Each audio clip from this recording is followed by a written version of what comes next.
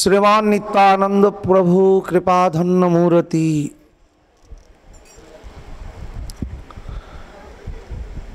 अस्मदीय श्री परम गुरु पाद पद्म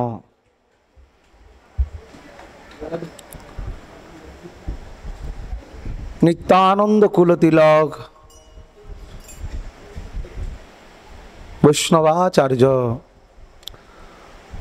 प्रभुपाद श्री श्री 103 कोरी गोस्वामी महाराज मोदीय श्री परमाराध्य श्री गुरु महाराज अनंत विभूषित श्री श्री 108 महंत मुरारीदास बाबाजी महाराज सम्मुखे विराजमान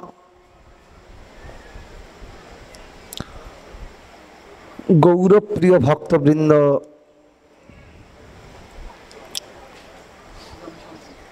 भक्तिमती मातृमंडली वृंद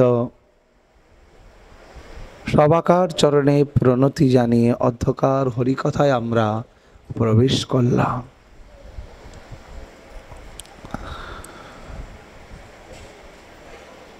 श्रील चैतन्य चरितामृतकार कृष्णदास कविराज गोस्वामीपाद तिनी चैतन्य चरितामृत ग्रंथे लिखছেন बुझे बा ना बुझे केह शुनिते शुनिते सेह कि अद्भुत चैतन्य चरित शुनिलेई हय जार हित। कविराज गोस्वामीपाद बोलছেন भगवानेर अमिया मिशानो श्री लीला कथा भगवानेर गुणगाथा कथा यदि बुझे और ना बुझेও কেউ যদি শ্রবণ করতে থাকেন তাহলে সেই শ্রবণ থেকেই হরিভক্তি লাভ হবে।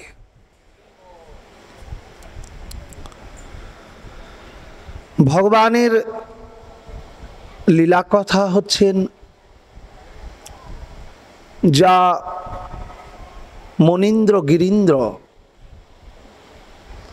যোগীন্দ্রগণের যুগ যুগের আস্বাদ দেবেন্দ্রগণের যুগ যুগের আস্বাদনের বস্তু বিশেষ।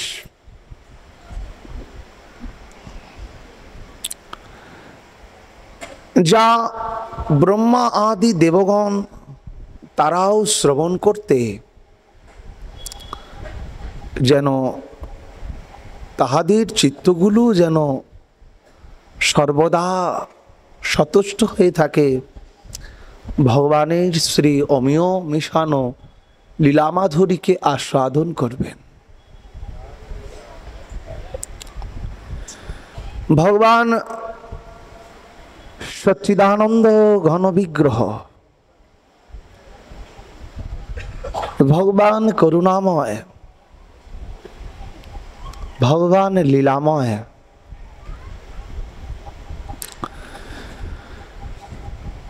লীলাময়ের লীলাটি হচ্ছেন তার মাধুর্যের এক অপূর্ব আস্বাদন।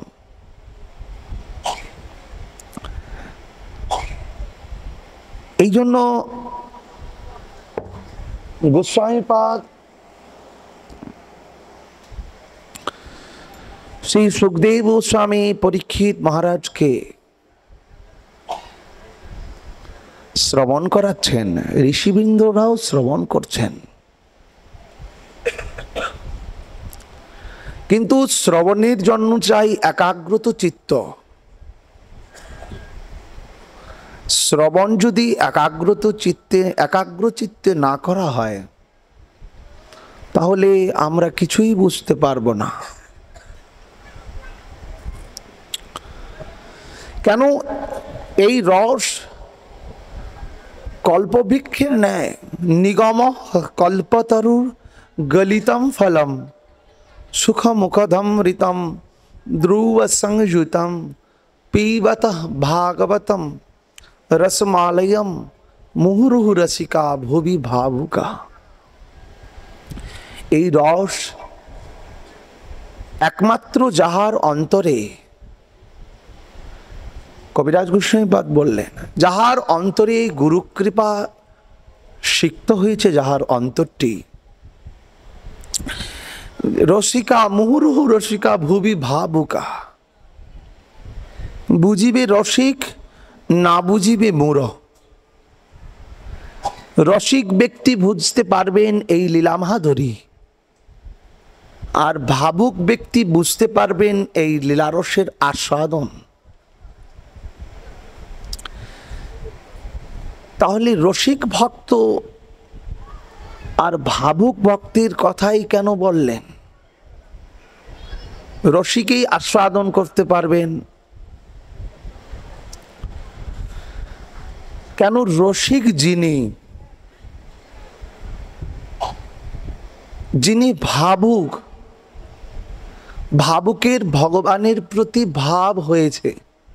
সাধারণ অর্থে ভগবানের শ্রী বিগ্রহকে দেখে এত অপূর্ব লেগেছে, ভগবানকে দর্শন করেই যাচ্ছেন, ভাব। কিন্তু রসিকা ভুবি ভাবুকা, কিন্তু রসিক তিনি কখন হবেন? রসিক শেখর কৃষ্ণ পরম করুণ, তিনি রসিক কখন হবেন? ভগবানের বিগ্রহকে দেখে তো তিনি ভাবুক হয়ে গেছেন। নয়নম গলদশ্রু ধারয়ম গদগদ রুদ্রদা গিরা পুলকৈষ্ণিতং বপু কদা নাম গ্রহণে ভবিষ্যতে যুগায়ুতম নিমিষণ চক্ষুষা পাবিষিতাম শূন্যায়তং জগৎসর্ব গোবিন্দ বিরহ নেমে। ভাব আসলেই তো হবে। ভাবটি শুদ্ধ করবার জন্য চিত্তশুদ্ধির প্রয়োজনীয়তা। চিত্তশুদ্ধি না হলে এই ভাব, প্রেম, প্রণয় আর রসিক ভক্ত হওয়া যাবে না। এই জন্য ভাবেতে বৈধি ভক্তি, আচরণ ভক্তির আশ্রয় নিতে হবে। ভাব, এখন আপনার ভাব হয়েছে, এখন ভাব তো অনেক রকম। কেন রসিকা ভুবি ভাবুকা বললেন? এখন ভাব তো অনেক রকম থাকে, কিন্তু এমন কোনো ভাব হওয়া উচিত নয় যেই ভাব মর্যাদা লঙ্ঘন জনিত, পাপে আমাদেরকে লিপ্ত হতে হবে। কেন? নরোত্তম ঠাকুর মহাশয় বললেন, গোপীতে সাধন সিদ্ধি সাধনা নবধা ভক্তি। গোপন করে রাখতে বলছেন, রাখো প্রেম হৃদয়ে ভরিয়া। ভগবানকে দেখে ভাব হয়েছে, কিন্তু ভাবটিকে দেখানোর বিষয়বস্তু নয়, অন্তরের আত্মিকতার বস্তু, আদরের বস্তু।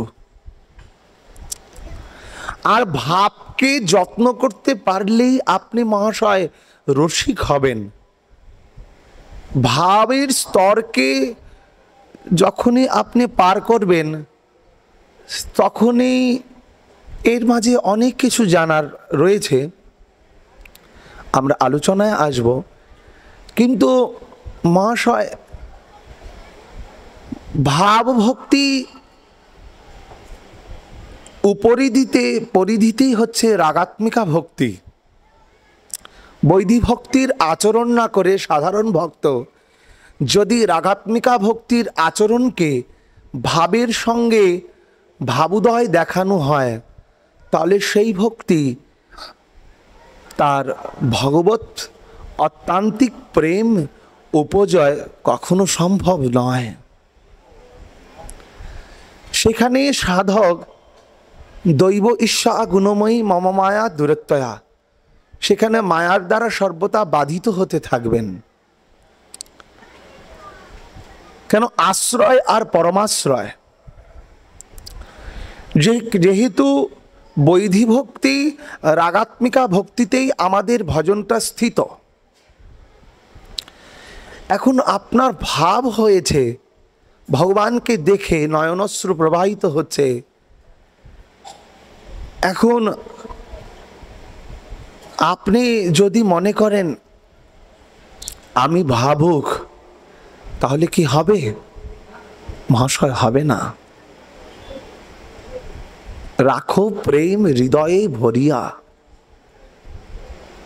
এই জন্য ভাবুকা রসিকা, ভাবুক তাকেই বলা যায় যার ভাবটি সংপুষ্ট হয়েছে কিন্তু বোঝা যাবে না। একরকম আম রয়েছে, দেখবেন সামনের দিকে দেখলে কাঁচা, আর ভিতরের দিকে খুব সুমিষ্ট এবং পেকে যায়। মহাশয়, আপনি যখন ভাবুক হবেন তখন বাহিরে দেখানোর বস্তু নয়, অন্তরে রাখুন। রসিক তখনই হতে পারবেন, আর রসিক তখনই যখন একদম শরণাগতির পূর্ণ পরাকাষ্ঠাতে স্থিত হয়ে যাবেন ভক্ত। একদম পূর্ণ পরাকাষ্ঠা, যেই ভক্তির থেকে সাধক তার মনকে আর কখনো বিচলিত হয় না, সাধক একদম ভক্তির স্তরের পরিধিতে পৌঁছে যায়, তখন তিনি রসিক। যাকে তাকে রসিক বলা যাবে না। রসিক ভক্ত সবাই নয়। যার ভগবত প্রাপ্তি হয়ে গেছেন তাকে রসিক বলতে পারবেন। এখন রসিককে বর্ণনা করা তো বড় কঠিন। এই জন্য বুঝিবে রসিক, না বুঝিবে মূঢ়। এই লীলা কথার রূপমাধুর্য কথা সেই ভক্তের দ্বারাই আস্বাদিত হবে, যেই ভক্ত তার মন প্রাণ সমস্ত কিছু শ্রী গুরু গোবিন্দের চরণে সমর্পিত করতে পেরেছেন, তিনিই আস্বাদন করতে পারবেন। তা না হলে কদাপি সম্ভব নয়।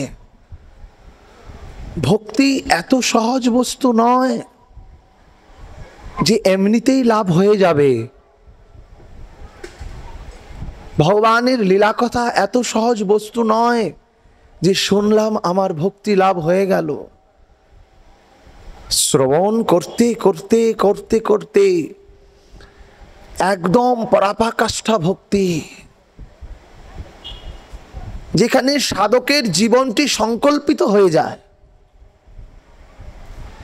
যেখানে সাধকের জীবনটি সংকল্পিত হয়ে যায়। একুলে ওকুলে মই দিনতিলাঞ্জলি, রাখিও চরণে মুরে আপনারও বলি। নরোত্তমের প্রার্থনাই তো। তিনি রসিক ভক্ত, তার আস্বাদ্য বস্তু প্রকৃতপক্ষে সররস ভূজন কবে পরি ঘরি, কবে ব্রজে মাখিয়া খাইব মাধু করি, কবু চানা কবু তাও মানা, কবু বনের শাক আলু বনে করি পাক, মুখে দেন দুই এক গ্রাস। মহাশয়, তারা রসিক ভক্ত। আর রসিক ভক্তই পারেন রসিকেন্দ্র চূড়ামণিকে আস্বাদন করতে। তা না হলে আস্বাদন অনেক কঠিন হয়ে যাবে। গুরু কৃপা তো প্রয়োজন। এই জন্য মহাপ্রভু বললেন, দেবানন্দ পণ্ডিত নবদ্বীপ লীলায়, দেবানন্দ পণ্ডিত তিনি তো ভাগবত বিশারদ ছিলেন। ভাগবত বিশারদ ছিলেন, যার শিষ্যবৃন্দ তারও ভাগবত বিশারদ। কিন্তু শ্রীবাস পণ্ডিতের ওই ভাগবত শ্রবণ করে দেবানন্দ পণ্ডিতের টুলে এসে বসে ভাগবত শ্রবণ করে শ্রীবাস পণ্ডিতের প্রেম হয়ে যাচ্ছে ভাগবতের। যেমন অর্জুন মিশ্রের উপাখ্যানে আমরা দেখতে পাই, সবাই জানি। কিন্তু দেবানন্দ পণ্ডিতের ভাগবতে তো প্রেম হচ্ছে না। আর ওই দেবানন্দ পণ্ডিতের শিষ্যগণ শ্রীবাস পণ্ডিতের ভাব হয়েছে, কিন্তু তারা না বুঝতে পেরে শ্রীবাস পণ্ডিতকে গঙ্গায় নিক্ষেপ করলেন না, গঙ্গায় গিয়ে রেখে আসলেন। অনেক বড় প্রসঙ্গ, অপরাধ ভঞ্জন লীলায়। মহাপ্রভু শুনে তৎক্ষণাৎ ভক্তের প্রতি প্রহার, ভক্তকে নিন্দা, ভক্তকে অমর্যাদা ভগবান পর্যন্ত সহ্য করেন না। তো দেবানন্দ পণ্ডিত তো বিদ্যা বিনয় সম্পন্ন ব্রাহ্মণ্য গৌহস্তিনী শুনি চৈব সপাকে চ পণ্ডিতা সমদর্শিনী বিদ্যা বিনয়ম দদাতি।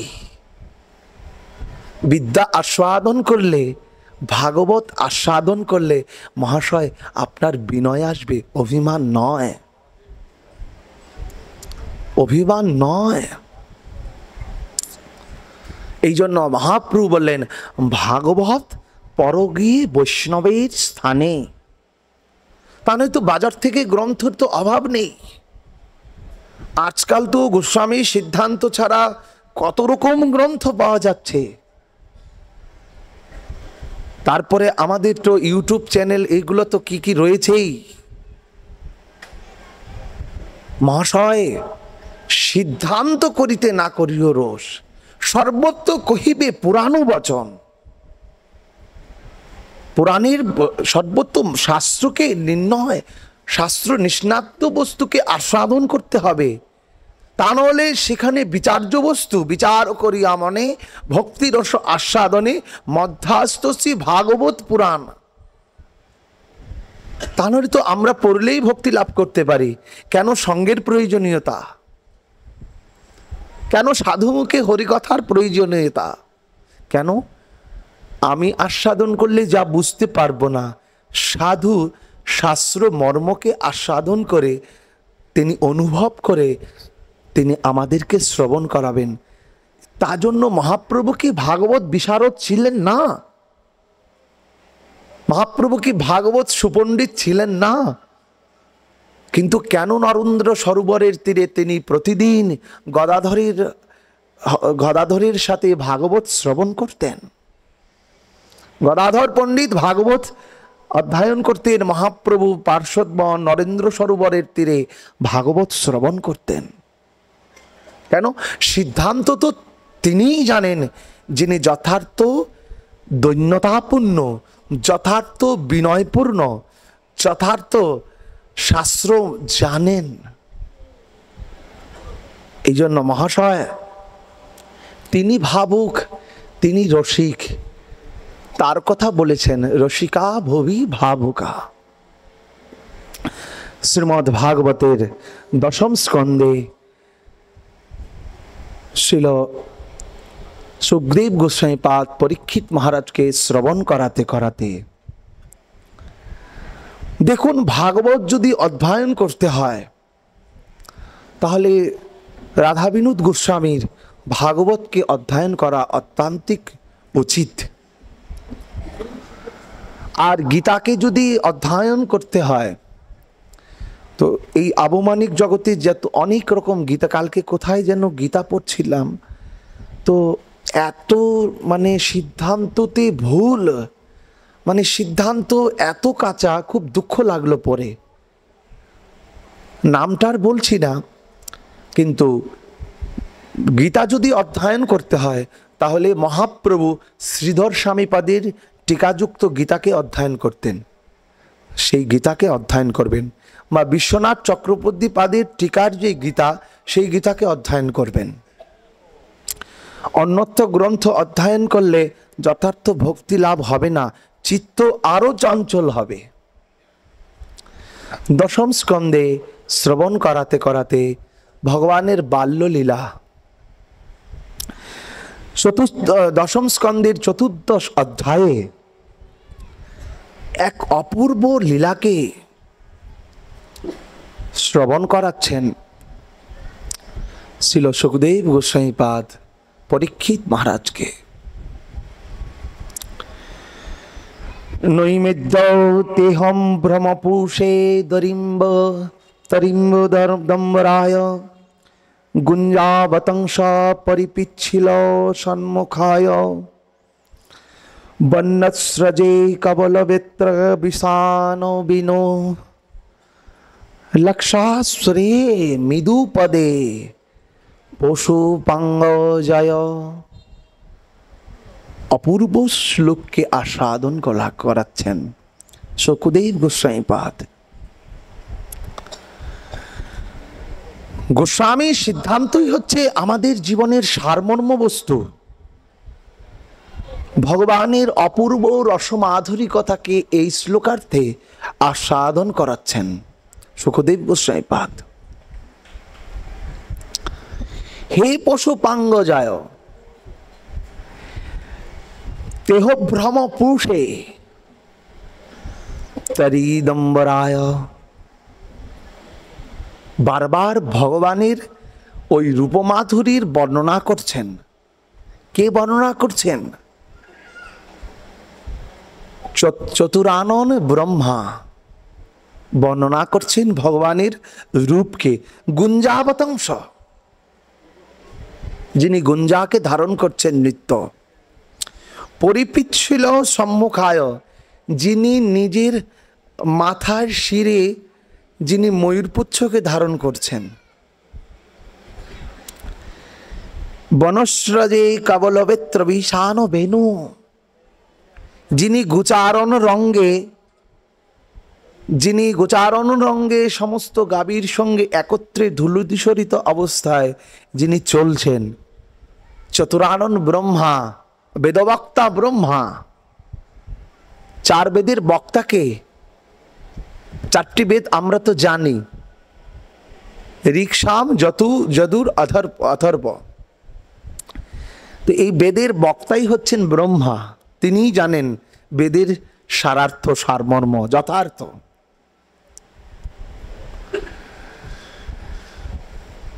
চতুরানন ব্রহ্মা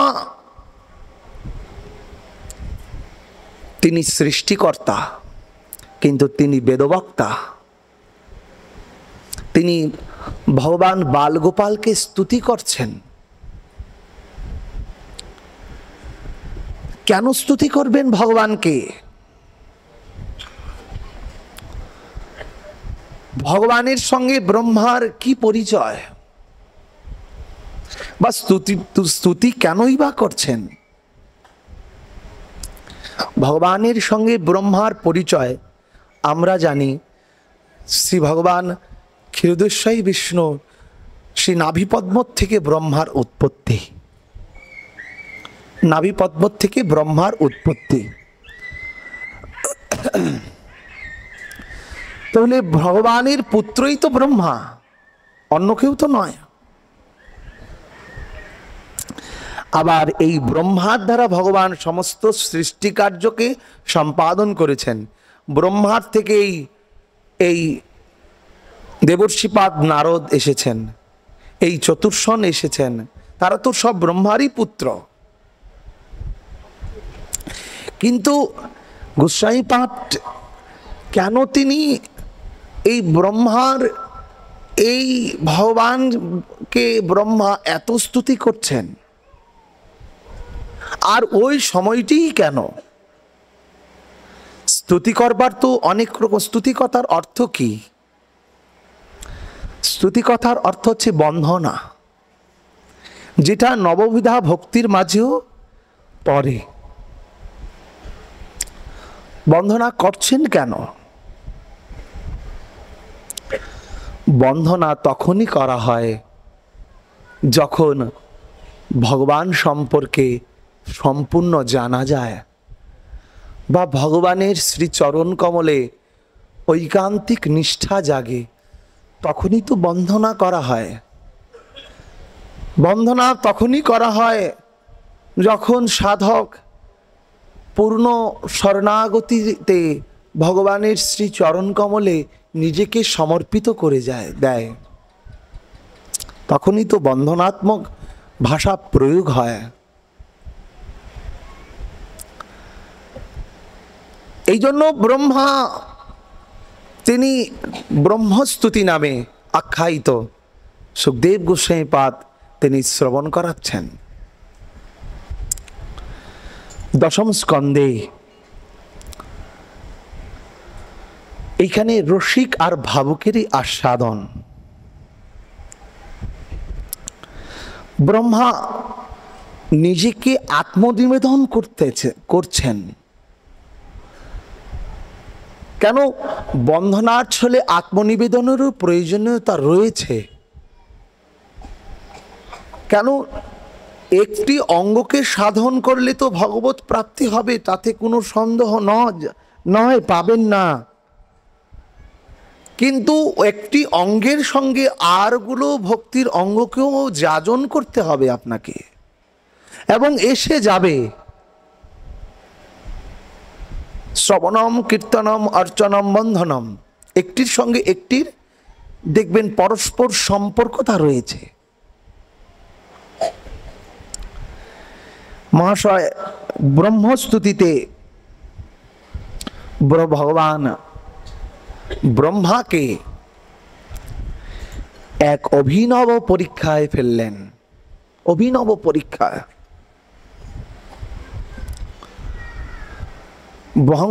ব্রহ্মা চিন্তাশীল। ভগবান যদি সাক্ষাৎ ব্রজেন্দ্রনন্দন হন, সাক্ষাৎ গোলক বিহারী হন, তাহলে ওনার অবস্থা এমন কেন? ভগবান ব্রহ্মা চিন্তায় নিমগ্ন, চিন্তায় পড়ে গেলেন। যখন ব্রজলীলায় ভগবান অগাসুরকে বধ করলেন, অগাসুরকে বধ করার পর কৃষ্ণ যখন অগাসুরের পেটের ভিতর থেকে বাহিরে আসেননি, অগাসুরের ভিতরে সবাইকে প্রবেশ করালেন। যখন বাইরে আসছেন না দেখে ব্রহ্মা একটু বিস্মিত হলেন। কিন্তু এদিকে অগাসুরের আত্মা অপেক্ষারত অবস্থায়, প্রভু আমি তো তোমার প্রতি ব্যবহার আসরিকত্বতা দেখিয়েছি প্রভু, কিন্তু তুমি তো দয়ানিধি, তুমি তো করুণানিধি, করুণা হচ্ছে তোমার স্বভাব। কে আর করিবে দয়া পতিত দেখিয়া কেবা উঠিবে কাঁদিয়া। অগাসুর ভাবছেন মনে মনে আর অপেক্ষা করছেন। অপেক্ষাটি তো সাধনার সর্বোত্তম বস্তু। দেখবেন নরোত্তম ঠাকুর মহাশয়ের যতগুলো পদ রয়েছে তার মধ্যে বেশিরভাগ পদই অপেক্ষা, অনুরাগ। অপেক্ষা করছেন। ভক্ত তো অপেক্ষায় রত। ভক্ত তো ভগবানের চরণ কমল প্রাপ্তির আশায় অপেক্ষায় রত থাকেন। ভগবানের কাছে তো কিছু চান না ভক্ত। ওই নন্দ তনুজম পতিতম কিঙ্করং মা বিষমে ভবাদ বধু কৃপয়া তব পাদ পঙ্কজ স্থিতদুলি সদৃশ্য বিচিন্তয়। ভগবান ভক্তের কাছে অন্য কিছু তো চান না। ভক্ত ভগবানের কাছে তো অন্য কিছু চান না, চরণের ধুলি হতে চায়। এই তো ভক্তের বাসনা। ঠাকুর মহাশয় তিনি যে আস্বাদন করাচ্ছেন, ঠাকুর মহাশয় তিনি যে আস্বাদন করছেন, অভিলাষগুলো থেকেই তো নিরন্তর গোবিন্দের চরণে, গোপীনাথের চরণে প্রার্থনা জ্ঞাপন করছেন। হইয়া মায়ার দাস করি নানায় অভিলাষ, তোমারও শরণ গেনু ভুলে। হইয়া মায়ার দাস করি নানায় অভিলাষ, তোমারও শরণ গেনু ভুলে। তোমার শরণকে তো নিত্য ভুলেই যাচ্ছি প্রভু। কামক্রোধ ছয় জনে লহে ফিরে নানা স্থানে, বিষয় ভুন যায় নানা মতে। কামক্রোধ ছয় জনে লহে ফিরে নানা স্থানে, ঠাকুর নরোত্তমের প্রার্থনা। লয়ে ফিরে নানা স্থানে, বিষয় ভুন যায় নানা মতে। নানা মতে ভুন যাচ্ছে বিষয়। একটু আগে গাইলাম না, তোমা না ভজিয়া আপনা খাইয়া আপনি ডুবিনু হেলে। তোমার ভজন না করে নিজেই তো ডুবে যাচ্ছে প্রভু। আপনি ডুবিনু হেলে, আর কতকাল এ দুঃখ ভুঞ্জিব।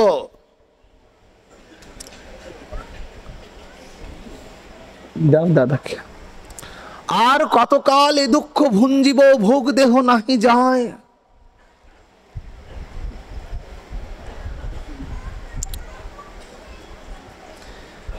সইতে নারিয়া কাতর হইয়া, এখানে উপরে দাও, উপরে দিয়ে দাও, উপরে বসেন দাদা। জয় জয় শ্রী রাধে শ্যাম।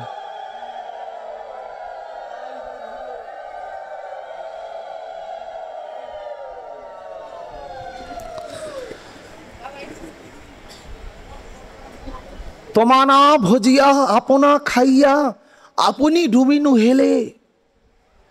আর কতকাল এ দুঃখ ভুঞ্জিব, ভোগ দেহ নাহি যায়। সইতে নারিয়া কাতর হইয়া নিবেদিছি তুহা পায়।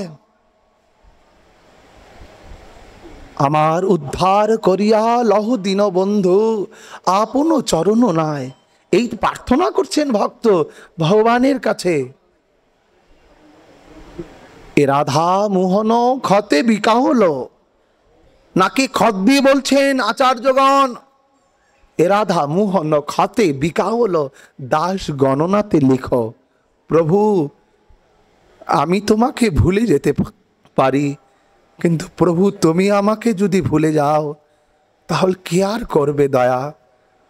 প্রভু সংসার মাঝে সকল কাজে তোমারে যেন নাহি ভুলি। আমার মায়ার শরীর ডুবে যায় যদি তোমার চরণে লইয়া তুলি। আমার মায়ার শরীর ডুবে যায় যদি তোমার শ্রী চরণ কমল থেকে, তোমার দাস গণনাথ থেকে আমাকে সরিয়ে দিও না প্রভু। আর তুমি যদি আমাকে সরিয়ে দাও, এই জগতে আর যে আমার কোনো গতি নেই। ভবকূপে আমার একমাত্র অগতি সার থাকবে, আমার কোনো গতি কোনো সার হবে না প্রভু। এই জন্য প্রার্থনাই তো সাধকের জীবাত বস্তু, অপেক্ষা অনুরাগী তো সাধকের জীবাত বস্তু, লালসা বাসনাই তো সাধকের জীবাত বস্তু। কৃষ্ণ ভক্তি রসভাবিতা মতি, রূপগোস্বামীপাদ পদ্মাবলিতে বলছেন। এই তো বাসনাগুলোই তো আক্ষেপ করছেন, বাসনাগুলোই তো জাগাচ্ছেন। এ দেহ অন্তিম কালে রাখব শ্রী যমুনার জলে। ঠাকুর নরোত্তম বলছেন এ দেহ অন্তিম কালে রাখব শ্রী যমুনার জলে। অপেক্ষা করছেন, অনুরাগ। ঠাকুর নরোত্তম রসিক ভক্ত। এ দেহ অন্তিম কালে রাখব শ্রী যমুনার জলে। জয় রাধে শ্রী রাধে বলে ভাসব গো, কহে নরোত্তম দাস। না ফুরিল এই অভিলাষ, আমি আর কবে ব্রজবাস করব গো। এই তো অভিলাষগুলোকেই তো আমরা গাই। মুর মনে এই অভিলাষ, বিলাস কুঞ্জে দিও বাস। অভিলাষগুলোই তো। নয়নে হেরিব সদা, যুগল রূপ রাশি এই অভিলাষী। ভক্ত ভজন করেন অভিলাষ নিয়ে ভগবানের চরণ কমলকে পাবে বলে। আর ভগবানের ভক্ত ভগবানকে যদি অভিলাষ ভাবে ডেকে ভগবানকে পেয়েও যায়, তাহলে কি সে বলে আমি পেয়ে গেছি, আমার আর অভিলাষ নেই? মহাজনগণ বলছেন, অভিলাষ তোমার এই জন্মে নয়, ভগবানকে একবার দেখলে তোমার আরো জন্মে জন্মে অভিলাষ জাগবে তার রূপমাধুর্যকে আস্বাদন করতে। এই জন্য ব্রহ্মা এই স্তুতিতে তিনি ভগবানের রূপমাধুর্যকেই আস্বাদন করছেন, আর অন্য মাধুর্যকে নয়, রূপমাধুর্যকে আস্বাদন করছেন। রূপমাধুর্য হচ্ছে ভগবানের লীলাসমূহের এক অপূর্ব আস্বাদন, যাতে ব্রজ রমাগণও তারাও মোহিত। যে লীলাতে শ্রীমতী রাধা ঠাকুরানীও যেন তিনিও নিরন্তর বিকাহিত, সেই রূপ রস আস্বাদনের নিমিত্তে অগাসুর অপেক্ষারত ভগবান আসবেন তার চরণে। আমি তো জীবনে পাপ করেছি, ভগবান গীতায় বললেন সর্বধর্মাং পরিত্যাজ্যকম মামেকম শরণম ভজ অহং তাং সর্বপাপৈব মুখ্যস্বামী মা শুচ। সর্বধর্মকে ত্যাগ করতে বললেন ভগবান। ভগবান সর্বধর্মকে ত্যাগ করলে তার ধর্মটা থাকলো কি না মহাশয়? আপনার স্বধর্মকে অভিমানকে ত্যাগ করতে বললেন ভগবান। স্বধর্মের অভিমানকে ত্যাগ করে ভগবানের চরণ আশ্রয় করতে বললেন। তবে ভগবান তাকে ভক্তি দান করেন, মুখ্য দান করেন। স্বধর্মের অভিমান, কৃষ্ণ যখনই বাহিরে এলেন ভগবানের শ্রীচরণ কমলে, অগাসুরের আত্মাটি বিলীন হয়ে গেল, মুক্তি পেয়ে গেল। কেন মুক্তি কেন পেল? এই জন্য মহাশয় ভগবানকে, ভগবানের ভক্তি, এই যে কংসের চিন্তাকেও মহাজনগণ প্রণম্য করেছেন। কেন? কংসের ভাবনাটি, কংস যে ভগবানকে চিন্তা করতেন, মনে তো চিন্তা অষ্টম গর্ভের সন্তান আমার মৃত্যুর কারণ। মহাজনগণ বলছেন একে তো মৃত ভয়, মৃত্যুর ভয়ে সে এই কার্য সাধিত করার চেষ্টা করছেন, কিন্তু অন্তরে যেই দাহিকা শক্তি, ভগবত নামের, ভগবানের চিন্তার দাহিকা শক্তি তো একদিকে চিন্তা আর একদিকে চিন্তায় নিমগ্ন। কংসের চিন্তা আর চিন্তায় নিমগ্ন, তার ঘুম নেই। জানিসাং সর্বভূতানি সানিসাং জাগ্রতি সংযমী। গীতায় ভগবান বলছেন সংযমীর চোখে ঘুম নেই, কংস সংযমী। কেন? নিরন্তর কৃষ্ণ চিন্তায় তিনি রত, তিনি সংযমী। সানিসাং জাগ্রতি সংযমী, জাগ্রতি যিনি যে জাগেন, সাধু জাগেন, জাগ্রতি সংযমী। পশ্যত মনয়ে, মনি জাগে নিরন্তর। কংস মনি, কেন? তার চিন্তাটি আর চিন্তায় নিমগ্ন হচ্ছেন। চিন্তাটি অষ্টম গর্ভের সন্তান আমার মৃত্যুর কারণ, কিন্তু চিন্তায় নিমগ্ন ওই দেবকীর পুত্র কৃষ্ণই হবে আমার মৃত্যুর কারণ। চিন্তায়, কৃষ্ণ চিন্তায় নিমগ্ন হচ্ছেন।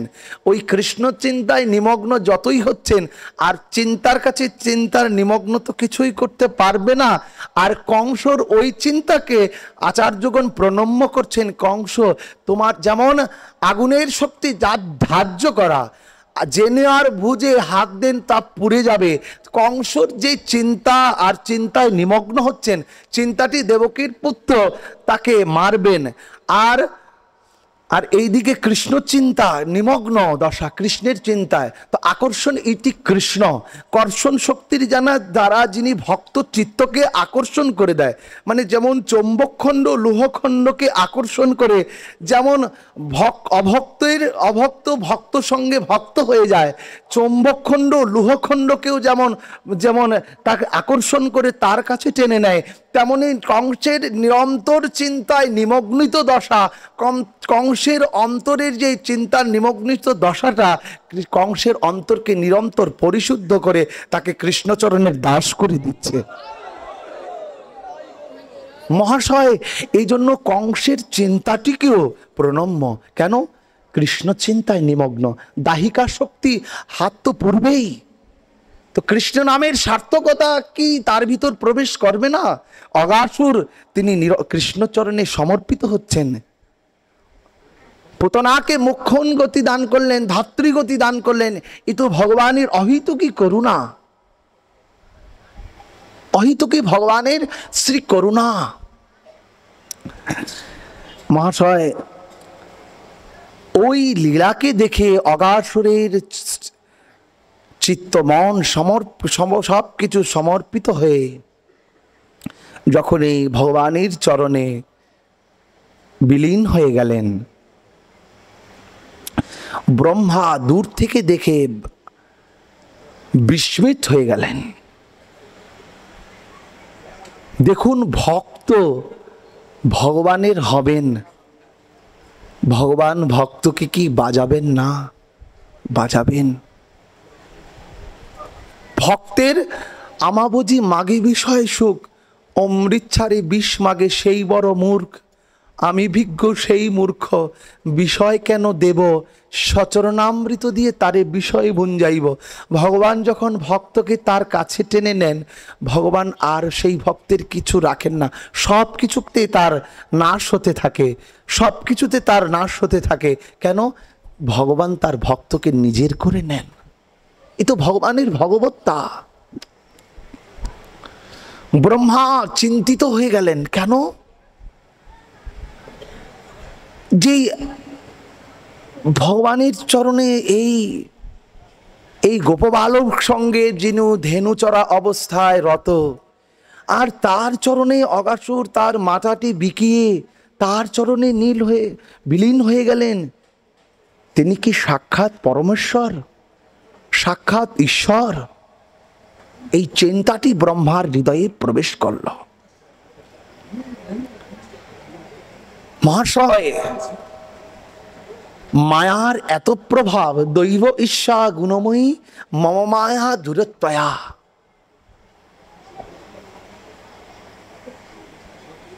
সাধকগণ বলতেন মায়ার এত তাণ্ডব প্রভাব যোগীকে ভোগী করতে নিমিষমাত্র সময়ের প্রয়োজন, তারও প্রয়োজন নেই।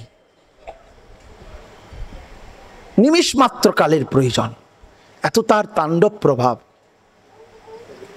মহাশয় ভগবানের লক্ষণ দেখে ব্রহ্মা চিন্তায় পড়ে গেছেন যে ভগবানের লক্ষণ, তিনি তো ভগবান নয়, তিনি কি কেমন করে ভগবান হয়? আর অগাসুর ওই চরণে তার প্রাণটিকে দিয়েছেন। তার পেটে কাপড় বাঁধা, যখন গোচারণে আসেন তখন একটি কাপড় বেঁধে আসেন, মা যশোদা গিট দিয়ে কাপড় বেঁধে দেন। কেন? যখন ঘর্ম হবেন, ঘাম হবেন মুছার জন্য। ব্রহ্মা দূর থেকে দেখছেন আর চিন্তা করছেন। আর ওই তার পাশে বাঁশিটি গুজা, আর বগলের নিচে গরুর পাচনি রেখেছেন। ধেনুকে চড়াবেন তো গোষ্ঠলীলায়, বগলের নিচে গরু তাড়াবার জন্য পাচনি রেখেছেন, লাঠি রেখেছেন। বাম হাতের করতলে ভগবানের দই মাখা, ওই যে সখাকে গণকে খাওয়াচ্ছেন, নিজে খাচ্ছেন। ব্রহ্মা দেখে বিস্মিত হয়ে গেলেন। এই তো ভগবান হতে পারে না, ভগবানের তো ভগবত্তা থাকবে, এখানে তো ভগবানের ভগবত্তা কিছু দেখতে পাচ্ছি না। কৃষ্ণের যত লীলা সর্বোত্তম নরলীলা, সর্বোত্তম নরলীলা।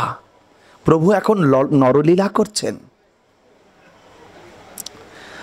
এখন ব্রহ্মা চিন্তায় পড়ে গেলেন, তিনি কি করে ভগবান হয়।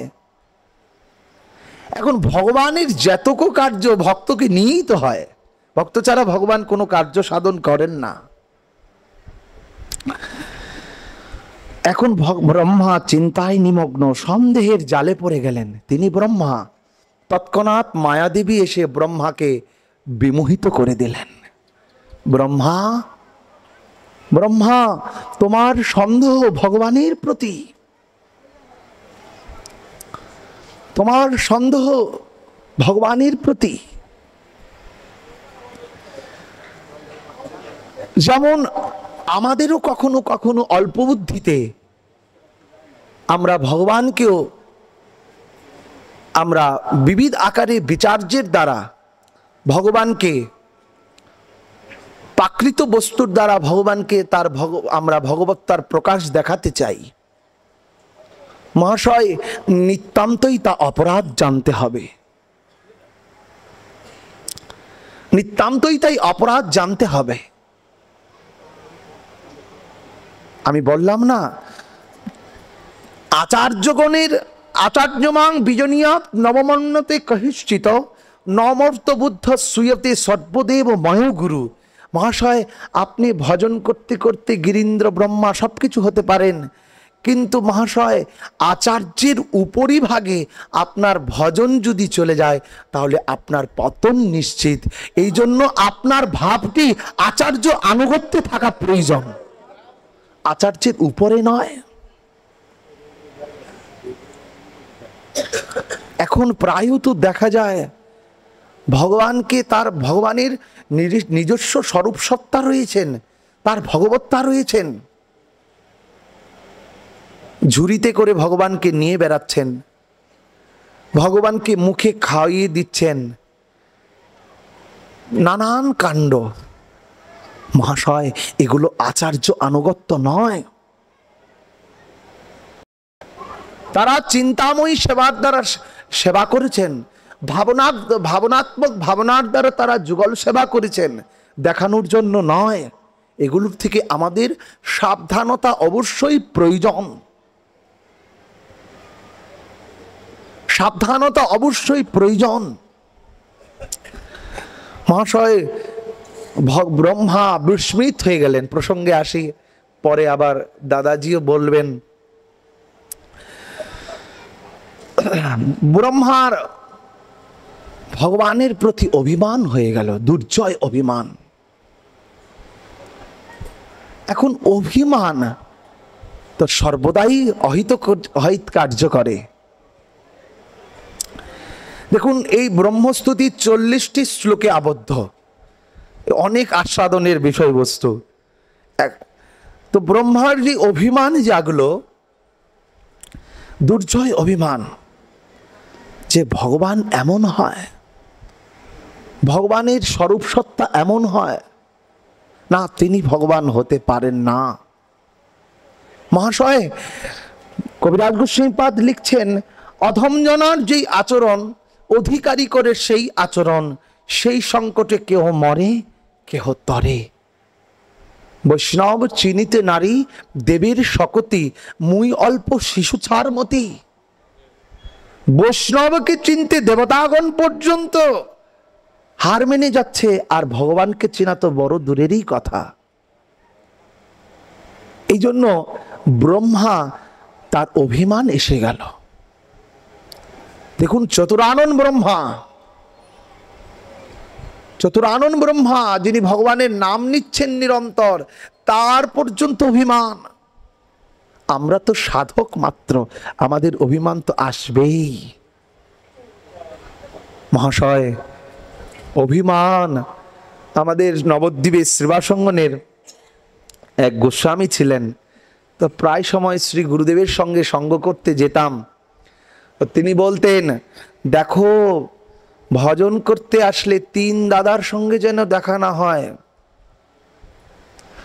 3 দাদা, অভিমান দাদা, গৌরব দাদা অহংকার দাদা, এদের সঙ্গে যেন দেখা না হয়, তাহলে তোমার ভজন হবে না, ভোজন হবে। আর অভিমান তো নিরন্তর সুরাপান, প্রতিষ্ঠা, শুকরবিষ্ঠা। ব্রহ্মার অভিমান হয়ে গেল। ভগবান তো তিনি সবই জানেন, তিনি ব্রহ্মার অভিমান হয়েছে আমরা এই স্তুতিতে দেখতে পাচ্ছি, কিন্তু ভগবান তো এটি লীলামাত্র করছেন। ভগবানের ভক্ত যিনি, তার কখনো অভিমান হয়? হতে পারে না। ভগবান তার ভক্তকে দিয়ে আমাদিগকে শিক্ষা দিচ্ছেন। আপনি করি আস্বাদনে শিখাইলা ভক্তগণে, প্রেম চিন্তার মণিপ্রভু ধ্বনি, নাহি জাতি স্থানাস্থান সবারই করিল দান, মহাপ্রভু দাতা শিরোমণি। যিনি আস্বাদন করে আস্বাদন করাচ্ছেন আচরণ ভক্তির দ্বারা ভক্তকে দিয়ে। কিন্তু মহারাজ, এই ভক্তি পথটি বড় পিচ্ছিল। ভজন জগতেও আমরা এসেও আমাদের ভজন হচ্ছে না কেন, সেই দিকে কি আমরা একবার দৃষ্টি দিচ্ছি? সেই দিকে কি আমাদের মনটি একবার নিশীবিত হচ্ছে? যন্ত্র পরিচালিত ন্যায় নাম করছে, নামে সর্বদা রুচি নেই, নামের প্রতি সর্বদা আনুগত্য নেই। মহাজনগণ বলছেন, নাম কিরূপে নাম লইলে হবে প্রেমোদয়, নিরভিমান চিত্তে, অভিমানম সুরাপানম গৌরবম শুদ্ধ রৌরবম। মহাজনগণ বলছেন, অভিমানম সুরাপানম গৌরবম শুদ্ধ রৌরবম। গৌরবকে শুদ্ধ রৌরব বলছেন, শুদ্ধ যাতে কোনো ভেজাল নেই। প্রতিষ্ঠা শুকরি বিষ্ঠা ত্রাণী তক্তা হরিভজিত।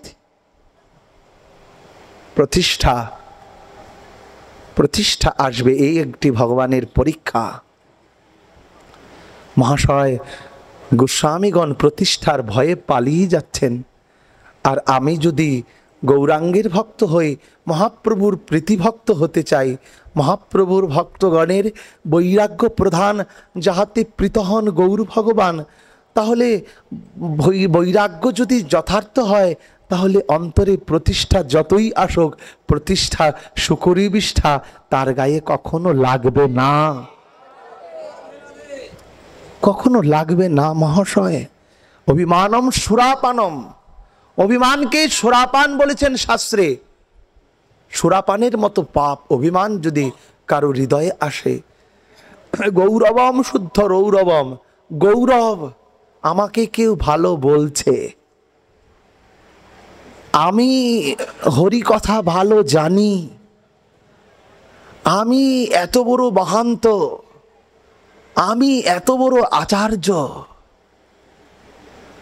আমি এত বড় সাধননিষ্ঠ পুরুষ। এই যে গৌরবের অভিমান, গৌরব নিজেকে বড় মনে করা, মহাশয় কবিরাজ গোস্বাইপাদ বলছেন, আপনাকে হীনগান অযোগ্যতা বুদ্ধি, ইহাতেই সাধন ইহাতেই সর্বসিদ্ধি। আপনাকে হীনগান করতে হবে। নিজেকে হীনগান করতে পারলেই ভক্তি জীবনের ভগবানকে লাভ করতে পারবো। যতক্ষণ আবার হীন জ্ঞানটি, আমাদের একজন শ্রী মুরারিমোহন কুঞ্জে একজন সাধক ছিলেন, 18 বৎসর যিনি একটি কুঠিয়াতেই কাটিয়েছেন, কখনো বেরোননি। তিনি প্রায় সময় সঙ্গ করতে যেতাম, উপদেশ করতেন যে দেখো প্রতিষ্ঠা এমন, মানে শুকরির বিষ্ঠা ভগবানের থেকেও বিমুখ করে দেয়, ভগবানের থেকেও বিমুখ করে দিবে তোমাকে, এমন পরীক্ষা সব এসে যাবে। গৌরব থেকে বাঁচতে হবে সদা। গৌরব আসবে, কিন্তু গৌরবের পিছনে তুমি পড়ো না, তাহলে তোমার কিছু লাভ হবে না। মহাশয়, এখানে একমাত্র তৃণাদপি শুনিছেন তরুরূপী সহিষ্ণু অমানিনা মানদেন কীর্তনিয়া সদাহরি। এখানে একমাত্র অভিমান শূন্য নিতাই নগরে বেড়ায়। অভিমান শূন্য হতে হবে, অভিমান মঞ্চে বসে থাকলে হবে না। হ্যাঁ, এই জন্য বললেন, ধনী মানি কুলীন পণ্ডিতের বড়ই অভিমান, চৈতন্য ভাগবতাকার বলছেন, ধনী মানি কুলীন পণ্ডিতের বড়ই অভিমান, দিনেরে অধিক দয়া করেন ভগবান।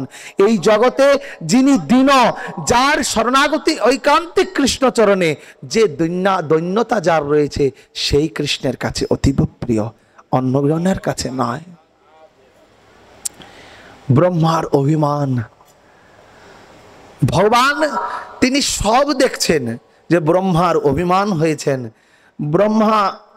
ব্রহ্মার অভিমান ঠিক নয়, কিন্তু মহাশয় ব্রহ্মা এখানে এই শ্লোকার্থে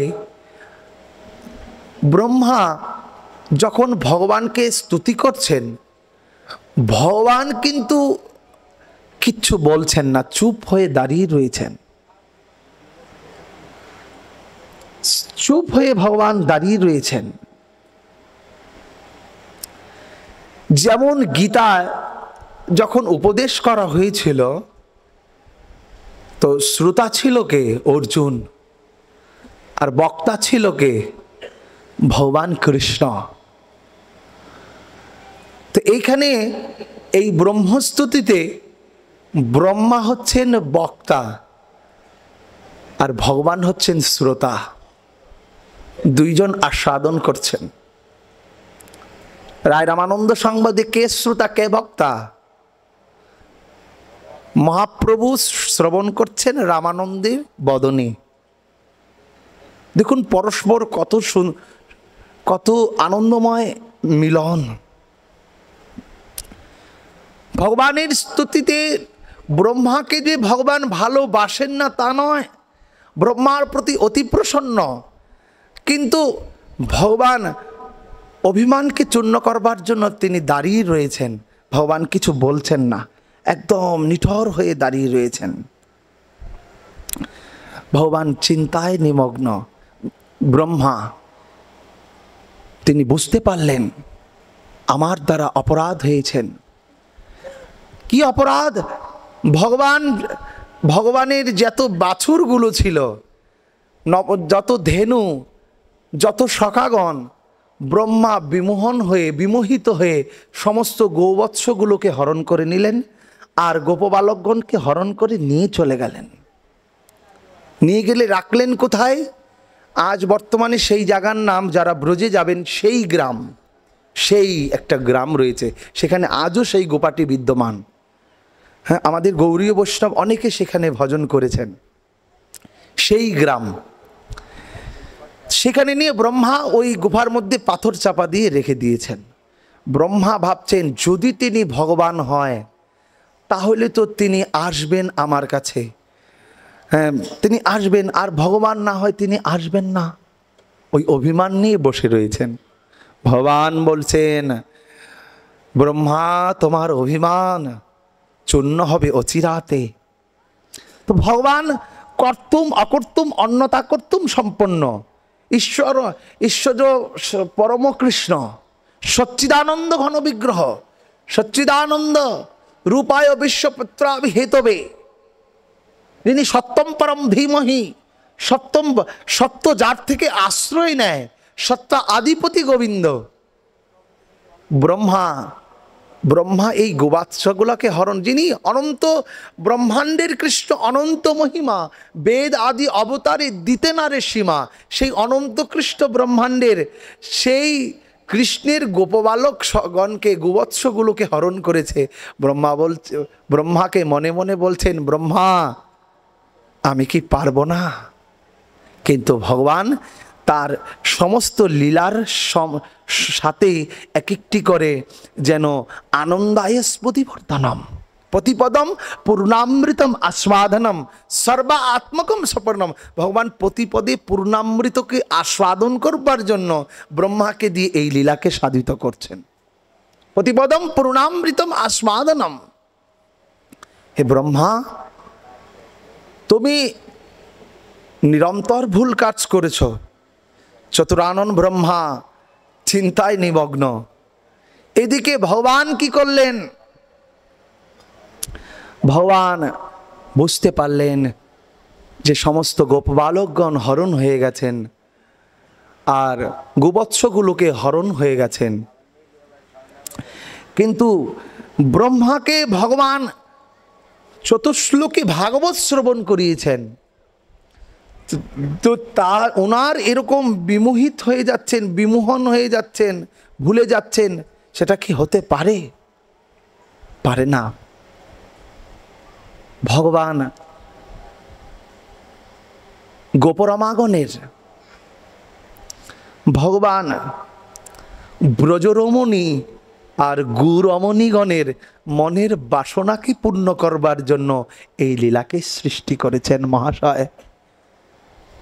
ব্রজরমণী কারা? ব্রজরমণীরা মনে মনে চিন্তা করতেন, দেখুন সর্বোত্তম হয় তার নরলীলা, ভগবানের এই বাল্যলীলা এত মধুরাদি পথে রাখিলাম মধুরাম, অধরম মধুরম বদনম মধুরম, বল্লভাচার্য মহাপ্রভুর আস্বাদন, সমস্ত কিছুরই মধুরম, তোমার লীলা মধুরম, গুঞ্জা মধুরম, চরণম মধুরম। ভগবানের লীলাটি হচ্ছে অপূর্ব, অপূর্ব প্রাপ্ততা। এই লীলারস আমাদের একটি পদে গায়, লীলারস সংকীর্তনে না ডবিল মূর প্রাণে। ভগবানের এই লীলার রসাত্মিকাতে, আমার রসবৈশ্য কৃষ্ণের রসাত্মিকা বস্তুতে আমার মনটি ডুবল না, রসবৈশ্য কৃষ্ণতে। এই জন্যই তো মহাপ্রভু বললেন, দুর্দৈব মিদৃশ মিহাজনী নানুরাগ, নাম নামকারী বহুদা নিজ সর্বশক্তি স্তত্রার পিতা নিয়মিতম স্মরণেনম কাল এতাদৃশী তব কৃপা ভগবত মমাপি দুর্দৈব মিদৃশ মিহাজনী নানুরাগ। আমার অনুরাগ হচ্ছে না, দুর্দৈব। মহাশয় ব্রজরমণীগণের ইচ্ছা ছিল,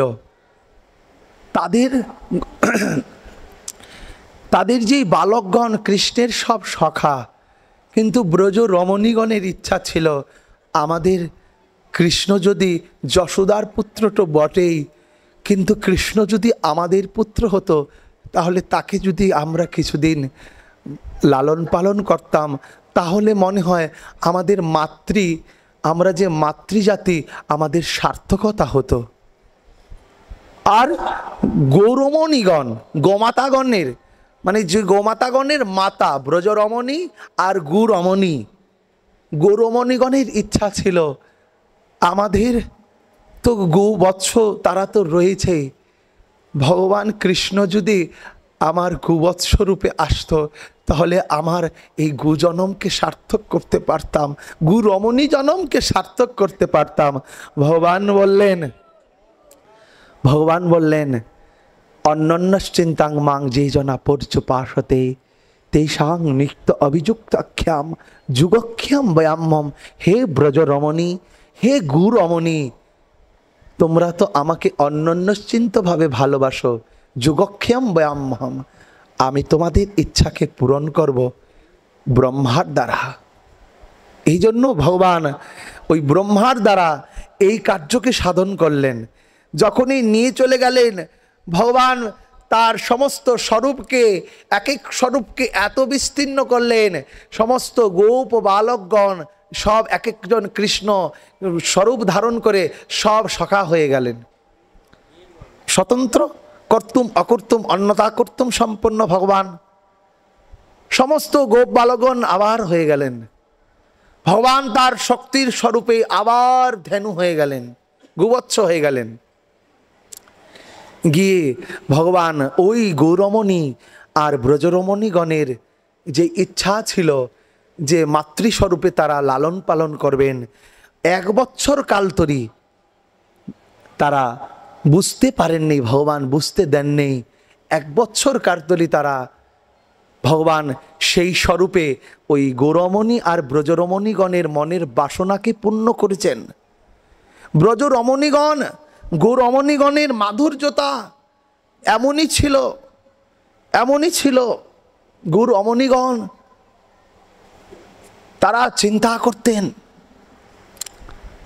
আমার ধেনু যদি হতো কৃষ্ণ, দেখুন এই জগতের কোনো গাভী অন্য বাছুর, ব্রহ্মা তখন দূরের থেকে দেখছে এই জগতের অন্য বাছুর, যে গোমাতার নিজের বাছুর ছাড়া অন্য বাছুর যদি এনে দেন সে কি দুধ দেয়? কখনো দুধ দেয়? তো ব্রহ্মা আরো বিমোহিত হচ্ছেন। ব্রহ্মা দেখছেন দূর থেকে যে ওই গৌরমণীগণ অন্য বাছুরকে দুধ, অন্য বাছুর ওই রমণীর বাছুর এই রমণীর কাছে আসছে আর সেই রমণী তাকে দুধ পান করাচ্ছে। ব্রহ্মা আরো বিস্মৃত হয়ে যায়, এই কি লীলা, এই কি লীলা। ব্রজরমণী আর গৌরমণীগণের ইচ্ছাকে ভগবান পূরণ করছেন, কিন্তু ভগবান কি স্তুতি করছেন। নৈমদ্য তেহ ব্রহ্মপুরুষে তরিম্বরায়, ব্রহ্মা স্তুতি করছেন, ভগবান চুপ হয়ে দাঁড়িয়ে রয়েছেন। যখন 1 বৎসর কাল পার হয়ে গেল তখন ভগবান ব্রহ্মার অন্তর থেকে মায়াচ্ছন্নকে ছেদন করে ভগবান দিব্য দৃষ্টি দান করলেন। কেন? ভগবানের মায়া যতক্ষণ পর্যন্ত আদিদৌবিক আদিভৌতিক আধ্যাত্মিক মায়া যতক্ষণ পর্যন্ত জড়িত করে রাখবে, তাপত্রয় জ্বালা যখন জর্জরিত করে রাখবে ততক্ষণ ভগবানের ভগবত্তাকে সাধক বুঝতে পারবে না। কেন? তৎক্ষণাৎ হবে যখন কৃষ্ণ সূর্য সম মায়াহন্ধকার, যাহা কৃষ্ণ তাহা নাহি মায়ার অধিকার। কৃষ্ণ কৃপা যদি সাধক হৃদয়ে প্রেরিত হয়, মায়া অন্তর থেকে পলায়িত হয়ে কৃষ্ণ কৃপা লাভ করতে সাধক সক্ষম হবে। কৃষ্ণ কৃপা লাভ করতে সাধক সক্ষম হবে। তখন ভগবান ব্রহ্মা, তখন ব্রহ্মার অন্তর থেকে সমস্ত কিছু দূরীভূত করে ভগবান দিব্য দৃষ্টি দান করলেন। তখন বুঝতে পারলেন তিনি তো আর কেউ নয়, তিনি অনন্ত ব্রহ্মাণ্ডের কৃষ্ণ, একমাত্র পরম কৃষ্ণ শ্রীকৃষ্ণ। এই জন্য তিনি স্তুতি করতে লাগলেন, এত স্তুতি করতে লাগলেন, স্তুতির দ্বারা ভগবান বিমোহিত হচ্ছেন। বিমোহিত কেন হচ্ছেন ভগবান? ভগবান বলছেন, ভগবান মনে মনে বলছেন, সাক্ষাতে নয়। ভক্ত আর ভগবানের তাদাত্ম্যতা তো মনে মনেই হয়। ভগবান বলছেন, হে ব্রহ্মা, দেহব্রহ্ম পুরুষে, তুমি আমাকে স্তুতি করছো না নারায়ণকে স্তুতি করছো?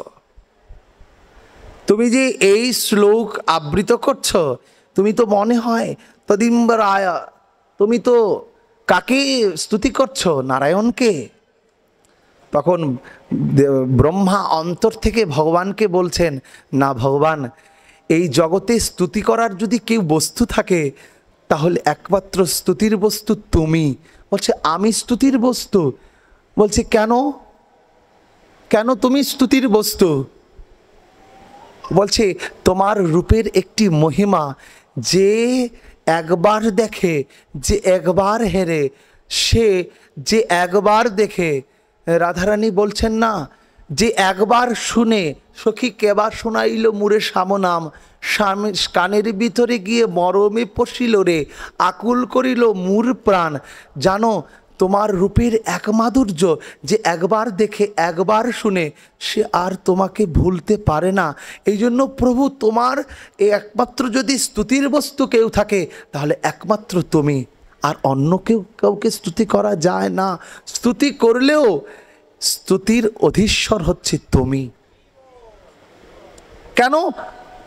দেখুন ভগবানকে স্তুতি করছেন, বেদস্তুতি, ব্রহ্মস্তুতি, কপিল স্তুতি, দেখুন তারপরে দেবহূতি স্তুতি, দেখুন কত স্তুতি রয়েছেন, প্রহ্লাদ স্তুতি, গজরাজের স্তুতি, কত স্তুতি ভগবানকেই তো করছেন, অন্য কাউকে করছেন।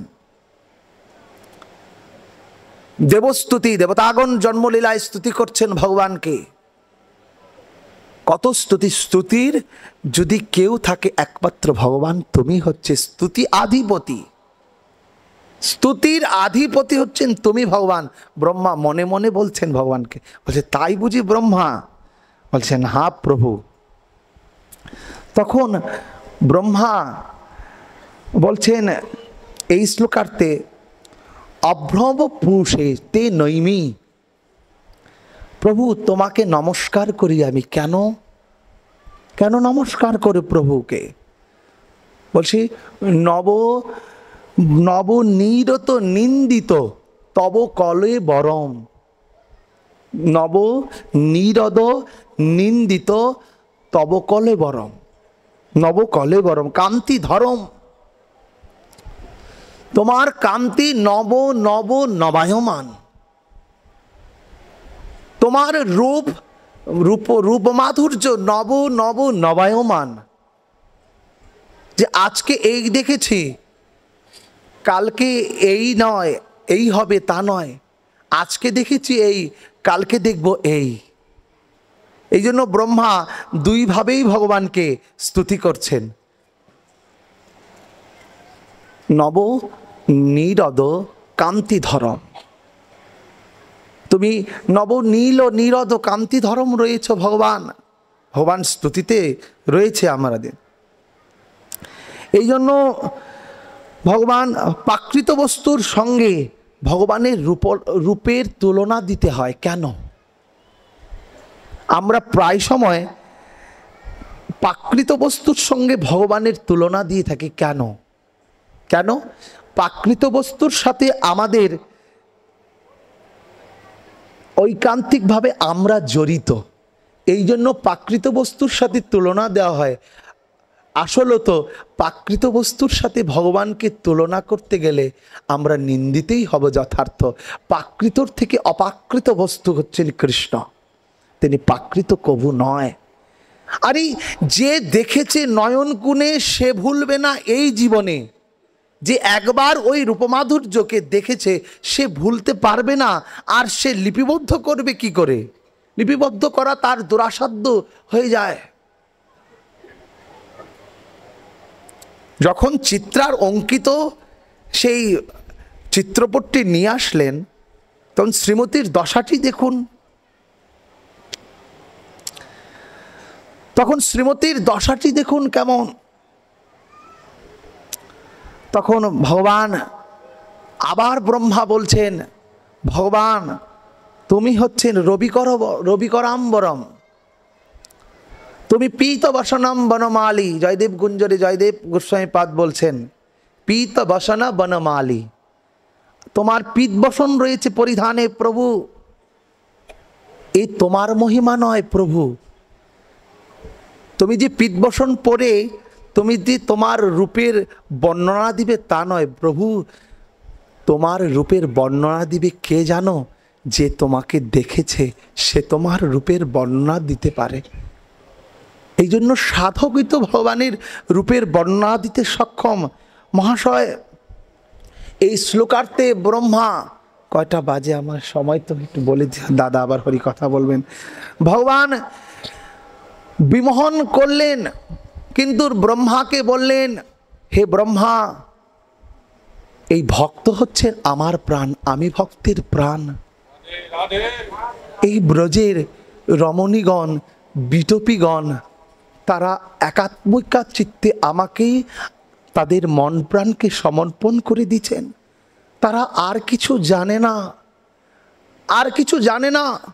যেদিন থেকে আমি অক্রূর কর্তৃত্ব হয়ে মথুরায় চলে গেলাম, সেদিন থেকে ব্রজের অবস্থা উদ্ধব দেখে আসো। সেদিন থেকে তারা আর তাদের প্রাণ মনে ছিল না। তারা সব কিছুকে তিলাঞ্জলি দিয়েছেন। বৃন্দাবনে একটি গ্রাম রয়েছেন আর বাই, আমাদের ব্রজের ৩৬৪ গ্রাম। ব্রজ দেখবেন সংক্ষিপ্ত বৈষ্ণব বন্দনায় দেবকীনন্দন দাস লিখছেন, ব্রজ বৃন্দাবনে ৩৬৪ গ্রাম, ৩৬৪টা গ্রাম ৮৪ কোষ ব্রজমণ্ডলের ভিতর। তার মধ্যে একটি গ্রামের, প্রত্যেকটি গ্রামের নাম এক একটি লীলার সঙ্গে জড়িত। তো একটি গ্রাম আছে ব্রজে আর বাই। হ্যাঁ, তো ভগবান যখন চলে যাচ্ছিলেন তখন এই ব্রজরমণীগণ গুরমণীগণকে ব্রজাঙ্গনাগণকে বলে গেছিলেন আমি আবার আসবো, আবার আসবো। ওই থেকে আর ভাই, আমি এই বাই কথার হচ্ছে মহিলা ভাষাকে বোঝায়, মৈথিলি ভাষা। বাই, হে বাই আমি আসবো, আবার আসবো। এজন্য নাম হয়েছে আর বাই। আজও তারা পথ চেয়ে বসে রয়েছেন, গোবিন্দকে দর্শন করবে বলেন। গোবিন্দকে দর্শন করার রূপমাধুর্য এমন। দেখুন, ব্রহ্মস্তুতি অনেক বিস্তার বস্তু, এ সময়ের প্রয়োজন, দাদাজি আবার বলবেন। এই জন্য ভগবানকে প্রাপ্তির যে উৎকণ্ঠাটা, এটাই তো সাধক জীবনের সংজীবনী। এই জন্য ব্রজরমণাগণ যখন ভগবত দর্শন ঐকান্তিকভাবে পাচ্ছেন না, ঐকান্তিক উৎকণ্ঠা হয়ে গেছেন, তাদের প্রাণ কণ্ঠাগত হয়ে গেছেন, তখনই তো বলছেন আশ্লিষ্যবা পাদরতাম পিনষ্টং বাং মদ্দর্শনম ন হতাম করতু বা যথা তথা বিদধাতু লব। কখন বলতে পারেন এই ভাষা? যখন তাদের দেহ, মন, প্রাণ সমস্ত কিছু, রাধারানী বলছেন, চণ্ডীদাস পদকর্তা লিখছেন, চণ্ডীদাস পদকর্তা তার পদে লিখছেন, একুলে একুলে ওকুলে দুকুলে গোকুলে আপনা বলিব কায়ে। এই ব্রহ্মস্তুতি ব্রহ্মা নিজেকে সমর্পণ করে দিচ্ছেন ভগবানের শ্রী চরণ কমলে। ভক্ত যতক্ষণ পর্যন্ত ভগবানের চরণে নিজেকে সমর্পণ করতে না পারবে, ভক্তের তো ঘুম নেই চোখে। মহাপ্রভু কি ঘুমাতেন বলুন? ভক্তের চিন্তাটি হচ্ছে তার জীবনের একটি ভজন, কখন ভগবান আসবেন, দেখা দেবেন। ব্রজ রমণীগণ, গু রমণীগণ, তারা ভগবানের জন্য আকুলিত প্রাণ। এই জন্য ব্রজবাসীগণকে প্রণাম, তাদের ভাবটিকে প্রণাম। তাদের কথা বলছেন, মুহুরুহু রসিকা ভাবুকা, তারা ভাবুক, তারা রসিক। আজও ব্রজবাসীগণ, আজও শ্রী গুরুদেবের সঙ্গে বহু গ্রামে যাওয়ার সৌভাগ্য, থাকার সৌভাগ্য হয়েছে বৃন্দাবনের। ব্রজবাসীগণের ভাবগুলো যদি কোনো সাধু গিয়ে বলেন, ভিক্ষার জন্য রাধে রাধে বলেন, তখন তাদের নিজের খাবারকে রেখে দিয়ে ওই রুটিকে এনে ভগবানকে ভোগ পর্যন্ত লাগান না। ভগবানকে, গোপালকে বলছে, গোপাল खा ले, गोपाल खा ले, साधु हमारी घर आए हैं, गोपाल तेरे भोग बाद में लगाऊंगा। গোপাল হিন্দিতে বলেন, গোপাল তোকে ভোগ পরে লাগাবো, সাধু আমার ঘরে দাঁড়িয়েছে, কেন? সাধু মুখে আমি খাই। গোবিন্দ কহেন মম বৈষ্ণব পরাণ। গোবিন্দকে, যার গোবিন্দ, তুমি তো তার মুখেই আহার করো। এই জন্য ব্রজবাসীগণ গোপালকে দেখানোরও প্রয়োজন মনে করেন না, সাধুর ঝুলিতে দিয়ে মনে করেন ভগবানকে দেওয়া হয়ে গেছেন, আর তাই দিয়ে তারা আনন্দ বিধান করেন যে সাধু পেয়েছেন মানে ভগবান পেয়েছেন। এই জন্য ব্রজবাসীগণের ভাবগুলা, এই জন্য তো বলছেন গোপীগীদের, নেহ কিং বদ, ঠিক করনি কৃষ্ণ, কৃষ্ণ তুমি ঠিক করনি। শুল্ক দাসিকা, আমাদের মতো এই শুল্ক দাসী, বিনামূল্যের দাসী, আমরা তোমাকে পাওয়ার জন্য কিছু চাই নেই, আমরা তোমাকে পাওয়ার জন্য নই, আমরা চাই আমরা তোমাকে সেবা করে তুমি যেন সুখে থাকো। এই আত্মসুখ নাকি গোপিকার, তুমি সুখে থাকো, এই আমাদের বাসনা। আর রজনীতে সব কিছুকে তেলাঞ্জলি দিয়ে তোমার চরণে আসলাম।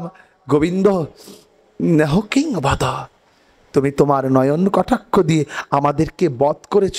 কেন? উৎকণ্ঠা যখন গভীরে প্রবেশ পায়, তখন ভগবানের প্রতি কখনো রাগ দেশ আসে। এই জন্য বললেন আশ্লিষ্য বা পাদরতা মহাপ্রভুর শিক্ষাষ্টকম। 8 নম্বর শিক্ষাষ্টকমে বললেন আশ্লিষ্য বা পাদরতাম পিনষ্টং মাং মদ্দর্শ নাম্ন হতাম কারতু বা যথা তথা বিদধাতু লম্পটু। ভগবানকে লম্পট বলে বলছেন, কেন?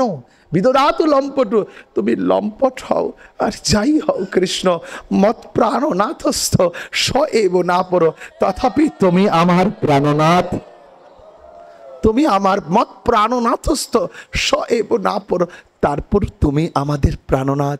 রাধারানী বলছেন একুলে ওকুলে দুকুলে গোকুলে আপনা বলিব কায়। হে কৃষ্ণ, সব সমাপিয়া একমন হইয়া আমরা নিশ্চয়ই হইলাম দাসী।